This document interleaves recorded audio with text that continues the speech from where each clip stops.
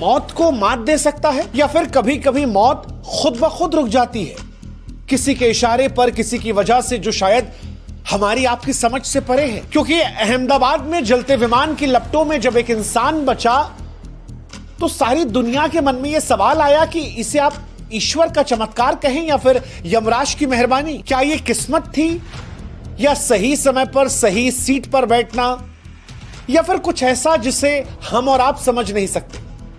वैसे सच यही है कि जो कुछ हुआ है वो हम और आप नहीं समझ सकते, हमारी समझ से दूर है, यकीन से भारी है। क्योंकि सीट नंबर 11A अब एक सीट नहीं है, एक चमत्कार की कहानी है।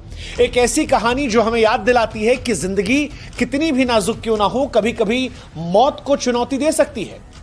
क्योंकि अहमदाबाद में आसमान से जब एक विमान का जलता हुआ मलबा गिरता है तब 241 जिंदगियां राख में तब्दील हो जाती हैं। उनकी पहचान के लिए चेहरे तक नहीं बचे थे, उनकी लाशों को डीएनए टेस्ट करके पहचाना जा रहा है।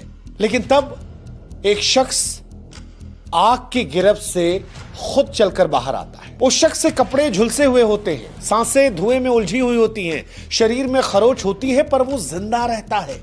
उस फ्लाइट से जहां पर 241 लोग जलकर स्वाहा हो गए, राख हो गए, जिनके शव भी उठाए गए तो वो इस कदर भयावह थे कि जिनको देखकर रूह कांप जाए। लेकिन तब वो शख्स पैदल चलकर निकलता है,